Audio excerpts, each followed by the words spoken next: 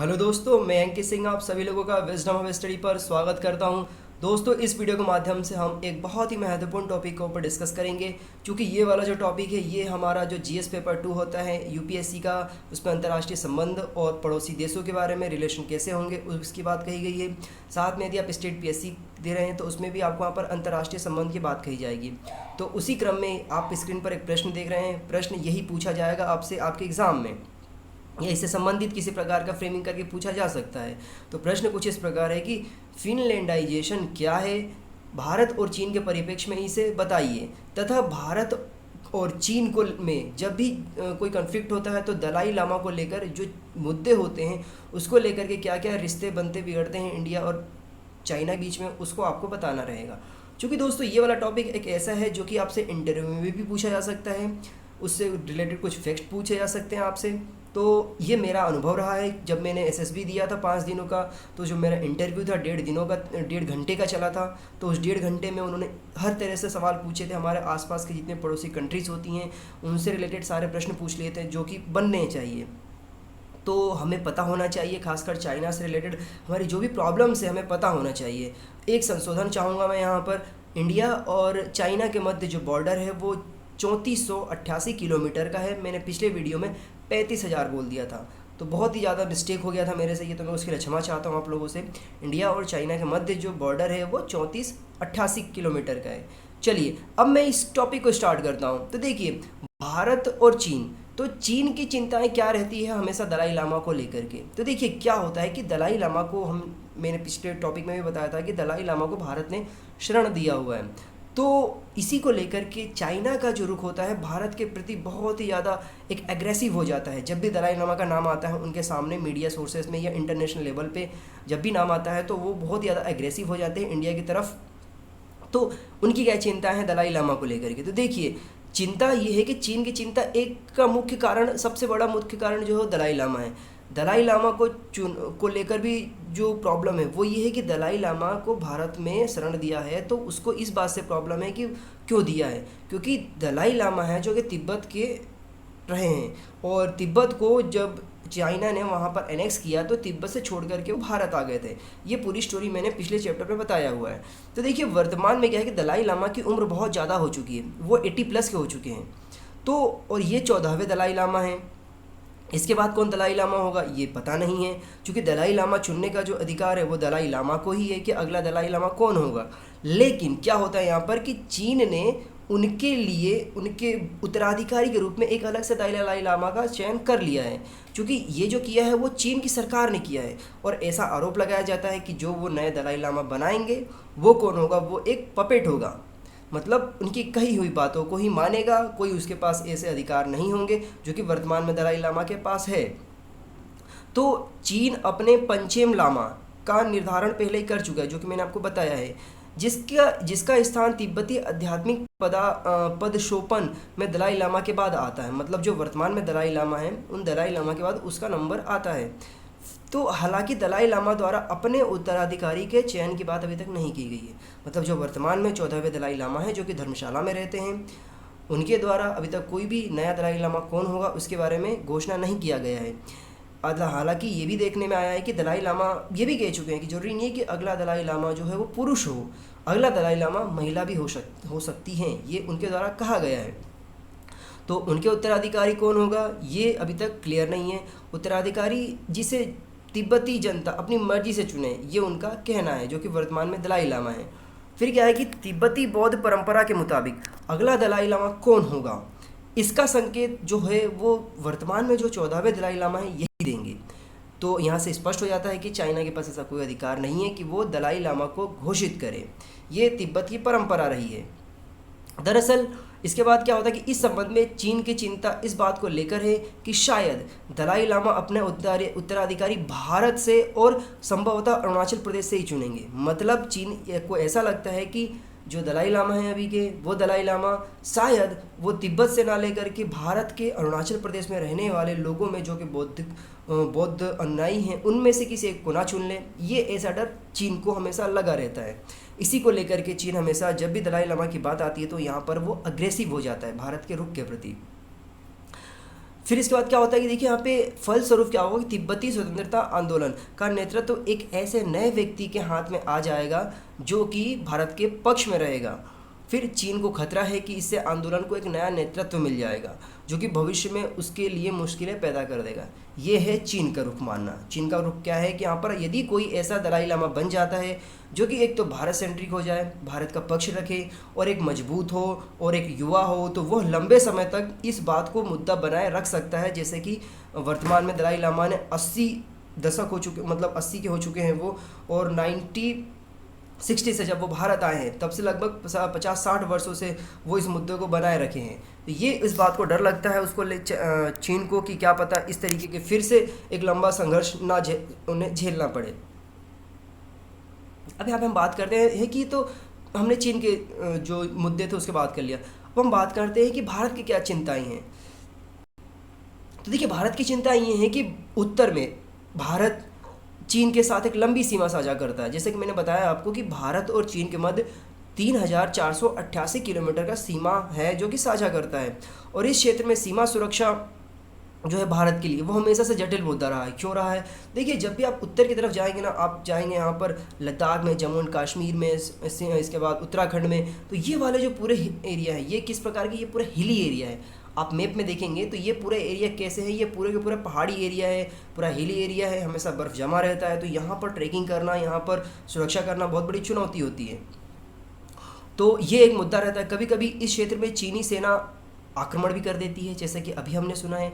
अभी मैंने जो पिछला टॉपिक पढ़ाया था आपने देखा होगा किस प्रकार से चीन ने वहाँ पर बहुत ही ज़्यादा अग्रेसिव रुख अख्तियार किया। वहाँ पर उसके जो फाइटर प्लेन्स है वो देखे गए हैं, गश्ती करते हुए देखी गई है। तो ये हमेशा से होता रहा है, तो ये भारत को इस बात को भी चिंता रहता है। फिर साथ ही जम्मू कश्मीर की जो वर्तमान हालात हैं, हालांकि अभी तो एब्रोगेशन हो चुका है, वहाँ पर दोनों एक तो यूटी बन चुका है, लद्दाख और जम्मू एंड कश्मीर, लेकिन ये चिंता अभी भी वहाँ पे बनी रहती है। जिससे कि अभी वहाँ पे क्या होता है, बहुत सारी आतंकी गतिविधियाँ होती रहती हैं।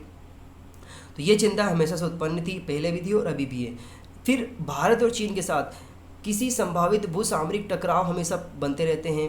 फिर इसके बाद क्या होता है कि इसके साथ ही जो भारत पर प्रभाव है जो कि हमेशा इसके बहुत ही सामरिक तरीके से पड़ता रहता है, तो ये एक बहुत ज़्यादा प्रॉब्लम क्रिएट करता है।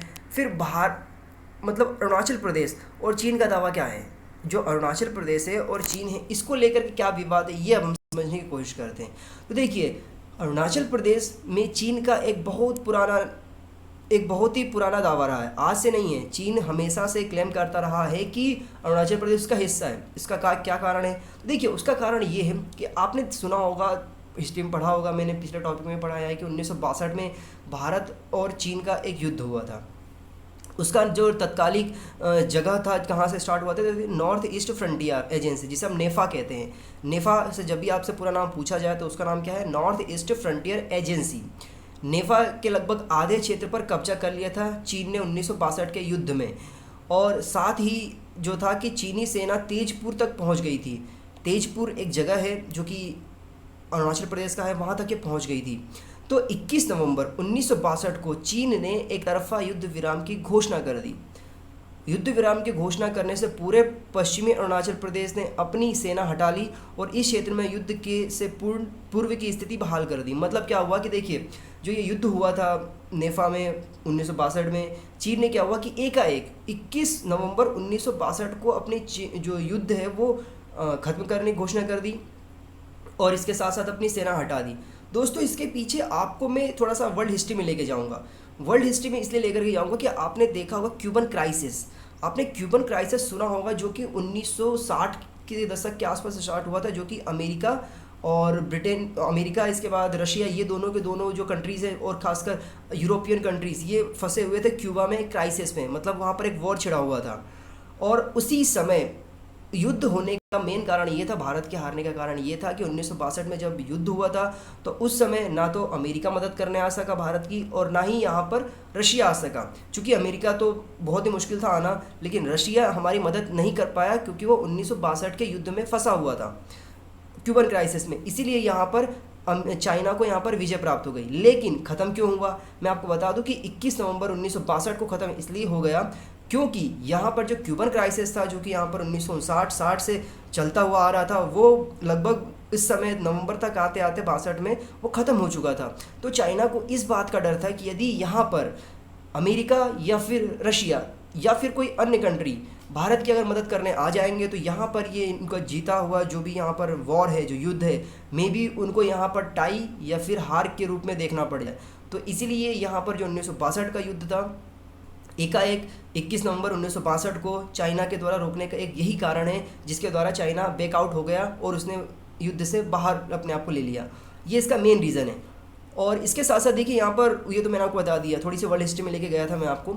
अब मैं आता हूँ वापस से हम इस वापस टॉपिक पे जिस पर हम हैं अभी। तो देखिए क्या होता है कि चाइना मतलब पश्चिम में क्या है, लद्दाख है। लद्दाख के जिस क्षेत्र पर कब्जा कर रखा है चाइना ने, जो कि उस समय कर लिया था 1962 में, उसे अपने नियंत्रण में बनाए रखा है अभी तक, जो आज भी चीन के नियंत्रण में है, जिसे हम अक्साई चीन के नाम से जानते हैं। अक्साई चीन आप मैप में देखेंगे तो अक्साई चीन वही एरिया है जब 1962 में चाइना के द्वारा यहाँ इसे एनेक्स किया गया था, इसे यहाँ पर अतिक्रमण किया गया था। फिर क्या हुआ कि उस समय जो पूर्वी सीमा क्षेत्र था, पूर्वी सीमा क्षेत्र मतलब हमारा आज का अरुणाचल प्रदेश, अरुणाचल प्रदेश में सेना हटाने के निर्णय के लिए चीन की जनता ने बकायदा उनका विरोध किया था। किसका? वहाँ पे जो माओ की सरकार थी, माओ की सरकार की उन्होंने बकायदा आलोचना किया था। लेकिन मैं आपको बताना चाहूँगा कि कभी भी जनता को नहीं पता होता है किस कारण से युद्ध हो रहा है, युद्ध के परिणाम क्या है, युद्ध के कॉन्सिक्वेंसेस क्या थे, कभी भी जनता को पता नहीं चलता है। जनता तो बस ये होती है कि वो एक भावनाओं में आ जाती है, देशभक्ति की भावनाओं में आकर के वो कुछ भी कह जाती है, लेकिन जो परिणाम होते हैं वो राष्ट्रों के नेताओं के ऊपर आते हैं और बहुत सारे अंतर्राष्ट्रीय संबंध, अंतर्राष्ट्रीय मुद्दे, अंतर्राष्ट्रीय घटनाएं इस पर आती हैं। तो ये एक था जो मैंने बताया आपको। फिर देखिए हम आते हैं वापस से अपने मूल स्टोरी पे। तो यहाँ पर अरुणाचल प्रदेश जो है, वहाँ पर चीन के दावे की शुरुआत हुई जब 1975 में जो सिक्किम है, सिक्किम को भारत का एक राज्य बना दिया गया। भारत का एक राज्य बना दिया गया 1975 में 22वें राज्य के रूप में। चलिए आप मुझे बताइए कि किस संविधान संशोधन के तहत यहाँ पर सिक्किम को भारत का राज्य बनाया गया था 22वां। तो ये था कि 1975 में जब सिक्किम को भारत का राज्य बनाया गया, तो इससे क्या हुआ कि चीन को एक बहुत ज़्यादा प्रॉब्लम क्रिएट हो गई। और फिर क्या हुआ कि उसने 1978 से लगातार इस मुद्दे को उठाते रहा, अरुणाचल प्रदेश के मुद्दे को लेकर के। इसका कारण क्या है? तो देखिए अगर हम इसके कारण की बात करेंगे तो मैंने आपको पहले भी बताया था कि यहाँ पर जो चीन की तरफ से ये दावा किया जाता है कि जो अरुणाचल प्रदेश के लोग हैं, उन लोगों का जो डीएनए है और उनकी कब्रें हैं, वे लगभग अरुणाचल प्रदेश के लोगों से मिलती है। मतलब चाइनीज़ लोगों का ये कहना ये है कि चाइना में रहने वाले लोग हैं, उनका डीएनए जो यहाँ पर अरुणाचल प्रदेश के लोग हैं उनके डीएनए से मिलता जुलता है। और चाइनीज़ लोगों का जो उनके पूर्वज हैं, उन पूर्वजों का यहाँ पर कब्रें गड़ी हुई हैं, ये उनका ऐसा मानना है। इसी को लेकर के वे क्या करते हैं, अपनी मातृभूमि का हिस्सा मानते हैं और उसको इसमें ऐड करना चाहते हैं। ये है अभी तक का स्टोरी, मेन स्टोरी, जो कि चाइना, इंडिया, अफगान और अरुणाचल प्रदेश को लेकर के रही है हमेशा से। अब हम बात करते हैं, हमारा जो इसका पहला प्रश्न था, मैंने ये तो आपको बता दिया कि दलाई लामा को लेकर के क्या स्टोरीज़ हैं। और अब हम बात करते हैं कि फिनलैंडाइजेशन क्या है। तो देखिए फिनलैंडाइजेशन की जब हम बात करते हैं तो ये एक बहुत ही पारिदृश्य शब्द है, एक बहुत ही व्यापक शब्द है, जो कि एक अंतर्राष्ट्रीय बिरादरी में यूज़ किया जाता है। तो यह कुछ ऐसा शब्द है कि यह एक प्रक्रिया है, ये एक प्रोसेस है। इस प्रोसेस में क्या होता है? इस प्रोसेस में यह होता है कि अंतर्राष्ट्रीय राजनीति में उस स्थिति के लिए किया जाता है जब कोई एक शक्तिशाली देश, क्या है, जब कोई एक शक्तिशाली देश किसी एक ऐसे कमज़ोर देश को अपनी नीतियों में से जोड़ता है और उसको प्रभावित करने की कोशिश करता है। मतलब आप समझिए, जैसे कि चाइना एक बहुत बड़ा देश है, वो क्या करता है, बहुत सारे छोटे छोटे देशों को अपनी शक्तियों के माध्यम से उसको प्रभावित करता है, उनके पड़ोसी देशों के रिश्तों को प्रभावित करता है। इसे यहाँ पर फिनलैंडाइजेशन कहा जाता है। ये कैसे, ये किस प्रकार का व्यापक शब्द है, कब आया, ये भी हम बात करते हैं। तो देखिए 1960 और 70 के दशक में क्या हुआ था कि पश्चिमी जर्मनी में होने वाले राजनीतिक बहस, जो डिबेट्स हो रही थी, उसमें ये शब्द अस्तित्व में आया था उस समय। सामान्यतः इसका जो प्रयोग है वह एक अपमानजनक शब्द के रूप में किया जाता है पश्चिमी देशों में। तो क्या हुआ कि जिस रूप से जर्मनी तथा अन्य नाटो देश एक शब्द का प्रयोग करते थे, उनके अनुसार यह किसी देश के उस निर्णय को संदर्भित करता है जिसमें वह अपनी संप्रभुत्व को बरकरार रखते हुए अपने से ज़्यादा शक्तिशाली पड़ोसी देशों को अंतर्राष्ट्रीय राजनीति में चुनौती ना दे। मतलब क्या है, ये एक ऐसा शब्द, व्यापक शब्द है, जो कि कोई एक कमज़ोर देश है वह क्या करेगा कि वह उस जो कि बड़ा कंट्री है जो कि उसके पास यहाँ पर है, उस कंट्री को वह चुनौती नहीं देगा। अब चाहे वह बड़ी कंट्री उसको, उसकी जो सॉवरेनिटी है, उसकी जो यहाँ पर संप्रभुत्व है, उसको भी चुनौती क्यों ना दे दे। ये ऐसा इसमें माना जाता है, ये फिनलैंडाइजेशन की प्रक्रिया में। फिर यहाँ पर मैं आपको बताता हूँ कि वस्तुतः इस शब्द का प्रयोग द्वितीय विश्व युद्ध के उपरांत फिनलैंड पर जो सोवियत संघ थी, मतलब यूएसएसआर थी, उसकी नीतियों के प्रभाव के संदर्भ में किया जाता है। इसका शाब्दिक अर्थ है, इसका शाब्दिक अर्थ क्या है, देखिए इसका शाब्दिक अर्थ ये है कि फिनलैंड की तरह बनाना। मतलब जो यूएसएसआर था, यूएसएसआर ने क्या हुआ कि जो सेकेंड वर्ल्ड वॉर था, सेकेंड वर्ल्ड वॉर के उपरांत क्या हुआ कि जो सोवियत रूस था उसने फिनलैंड के ऊपर ऐसे बहुत सारी, फिनलैंड कमज़ोर था, सोवियत रूस बहुत ज़्यादा पावरफुल था, तो उसने उसके ऊपर ऐसी बहुत सारी नीतियों को थोप दिया, उसी को लेकर के यहाँ पर मतलब थोप दिया था, जिसको लेकर के यहाँ पर उस चीज़ को फिनलैंड के नाम से फिनलैंडाइजेशन प्रोसेस आ गया। चलिए अब हम बात करते हैं भारत की स्थिति। भारत की स्थिति किस प्रकार की है इन सारे मुद्दों को लेकर के, अब हम इसको कंक्लूड करते हैं। तो देखिए, अब हम बात करें भारत के परिदृश्य को लेकर के, फिनलैंडाइजेशन को लेकर के, तो क्या आप खुद सोचिए, क्या भारत एक ऐसा कमज़ोर देश है कि उन देशों के सामने बात को मान लेगा? बिल्कुल नहीं। चूँकि भारत के पास वे सारे रिसोर्सेस हैं, वे सारे के सारे संसाधन हैं, हम कहीं से भी कम नहीं हैं चाइना से उस परिदृश्य में जो कि 1962 में था। भारत के 1962 वाले और आज के भारत में बहुत ज़्यादा परिवर्तन हो चुका है, चूँकि चाइना भी अब 1962 वाला नहीं रहा। तो उसी परिदृश्य में देखा जाए तो हम उसको डिस्कस करते हैं। तो देखिए, इस संदर्भ में भारत की स्थिति काफ़ी भिन्न है। यहाँ भारतीय स्थिति को 2009 के परिप्रेक्ष्य में देखा जाए तो एक घटना घटित हुआ था, उस घटना से समझा जा सकता है। 2009 की घटना से क्या हुआ था कि उस समय जो दलाई लामा की प्रस्तावित तवांग यात्रा को लेकर के भारत और चीन के बीच एक बहुत ही तल्खी हुई थी। तल्खी मतलब जब दलाई लामा तवांग की यात्रा करने गए, तवांग कहाँ पर है? तवांग है यहाँ पर अरुणाचल प्रदेश में। तो तवांग की जब यात्रा करने गए तो यहाँ पर ऑब्जेक्शन उठाया चीन ने, तो उसको लेकर के भारत और इंडिया में फिर से, यहाँ भारत और चाइना में फिर से यहाँ पर कोई एक कन्फ्लिक्ट देखने को आया था। उस समय वो विवाद जो था वो जाकर टाला जा सका। उसको टालने का ये था कि जो तत्कालीन चीन के प्रधानमंत्री थे, कौन थे वहाँ पर? वेन जियाबाओ ने भारतीय प्रधानमंत्री मनमोहन सिंह को हुआ ही वियतनाम में होने वाले एपेक क्या है? यहाँ पर संगठन है जो कि एशिया का है, एशिया पैसिफिक इकोनॉमिक कोऑपरेशन इसका नाम है पूरा, कि बैठक में आमंत्रित किया। जियाबाओ ने भारतीय प्रधानमंत्री से विदेश मीडिया को तवांग से बाहर रखने और इस मुद्दे की तरफ अंतर्राष्ट्रीय समुदाय का ध्यान ना देने का अनुरोध किया था। मतलब क्या होता है कि जब भी इस प्रकार की कोई बातें होती है तो जो चाइनीज़ गवर्नमेंट है, चाइनीज़ अथॉरिटी है, वो क्या करती है? वो ये कहती है भारत से कि प्लीज़ आप इन सारे मुद्दों को अंतर्राष्ट्रीय स्तर पर ना उछालें। चूँकि तवांग में जाते हैं दलाई लामा, तो दलाई लामा एक वर्ल्ड स्पिरिचुअल लीडर हैं वो, तो जब भी वो कहीं पे विज़िट करते हैं तो वो बात जो होता है पूरा वर्ल्ड मीडिया कवर करती है उसको। तो चूँकि ये जो तवांग जाते हैं तो उसको भी वर्ल्ड मीडिया के द्वारा कवर किया जाता। तो यहाँ पर क्या हुआ कि जो उस समय के जो तत्कालीन प्रधानमंत्री थे चीन के, उन्होंने भारत के प्रधानमंत्री मनमोहन सिंह से रिक्वेस्ट करी कि प्लीज़ आप इस चीज़ को ज़्यादा तवज्जो ना दें, ज़्यादा मीडिया कवरेज ना दें। ये बात उन्होंने उस समय कही थी, चूँकि अभी भी देखने को आपको मिलेगा। फिर यहाँ पर क्या हुआ कि अब वो तो मुद्दा चला जाता है 2009 का। अब हम आते हैं 2014 के आसपास। तो क्या होता है कि उसमें भारत का फिर से राजनीतिक परिदृश्य बदल चुका होता है। उस समय पिक्चर में आ जाते हैं प्रधानमंत्री नरेंद्र मोदी। तो क्या होता है कि जब प्रधानमंत्री नरेंद्र मोदी बनते हैं भारत के, तो वे क्या होता है कि चीन को लगता है कि भारत की फिनलैंडाइजेशन की जो स्थिति से बाहर आ रहा है, तथा वर्तमान में दलाई लामा को तवांग यात्रा को लेकर आई जो तीखी प्रक्रिया को इसी परिणति से देखा जा सकता है। मतलब क्या है कि भारत जो फिनलैंडाइजेशन की जो थी वो डराने धमकाने की जो बातें थी, बार बार सेना का धमकी देना, बार बार छुटपुट घटनाएं करना, उससे कई हद तक बाहर आता गया।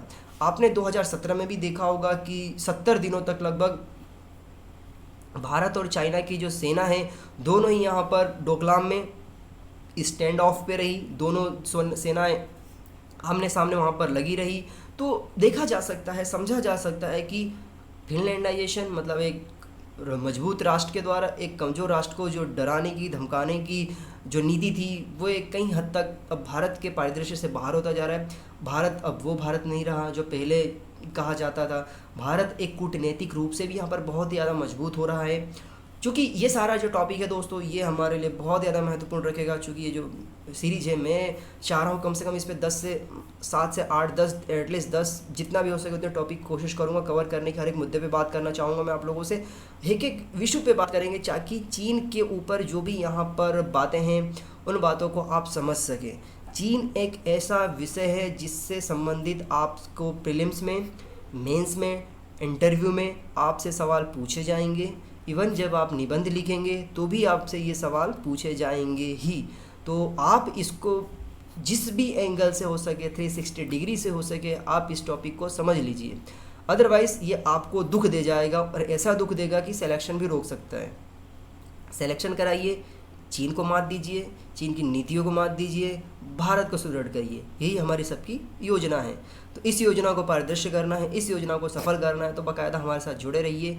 मैं आपसे यही कहूँगा कि आप इसकी पीडीएफ प्राप्त करना चाहते हैं तो आप मेरे टेलीग्राम चैनल पर चले जाइए, विजडम हब स्टडी, वहाँ से आप पीडीएफ प्राप्त कर सकते हैं। सारी पीडीएफ मिल जाएगी आपको। और इसके साथ साथ आप फेसबुक पर मेरा पेज है अंकित सिंह अनअकैडमी, ग्रुप है अंकित सिंह अनअकैडमी, उसे जाकर के ज्वाइन कर लीजिए। वहाँ पे बहुत सारे अपडेट्स मिलते रहते हैं। मैं एक और प्लान कर रहा हूँ, हम यूट्यूब पे जो फेसबुक है उस पर भी लाइव आएंगे, वहाँ पे हम लाइव चैट करेंगे, मतलब लाइव कन्वर्सेशन करेंगे, आपके सवालों का मैं जवाब दूंगा। आप जब भी कहेंगे हम आ सकते हैं, बाकायदा आप कमेंट सेक्शन में बताइए, we will discuss and plan on Facebook. और एक बात और कहना चाहूँगा आप लोगों से, प्लीज़ प्लीज़ प्लीज़ आप ये जो मेरा YouTube चैनल है इसे अपने दोस्तों के साथ शेयर करें। आपके घर परिवार में जितने भी लोग हैं उनके मोबाइल में चैनल को सब्सक्राइब करवाएं ताकि हम 1000 का जो टारगेट है उसको कंप्लीट कर सकें। और इसके बाद हम फेसबुक पर लाइव आ गए और इसके साथ साथ यूट्यूब है उस पर भी लाइव आकर के जो भी वीडियोस है उसको हम पोस्ट करें और लाइव कन्वर्सेशन के रूप में डिस्कस करें। यही एक सॉल्यूशन है ज़्यादा से ज़्यादा इन्फॉर्मेशन गेन करने का, क्योंकि मेरे पास समय सीमित है, आपके पास भी 24 घंटे, मेरे पास भी 24 घंटे। मैंने बहुत सारी चीज़ें पढ़ी हैं, अब मैं चाहता हूँ उन सारी चीज़ों को आप लोगों के साथ डिस्कस करना, उसे एक्सप्लोर करना, उसे बांटना, क्योंकि ज्ञान बांटने से ही बढ़ता है।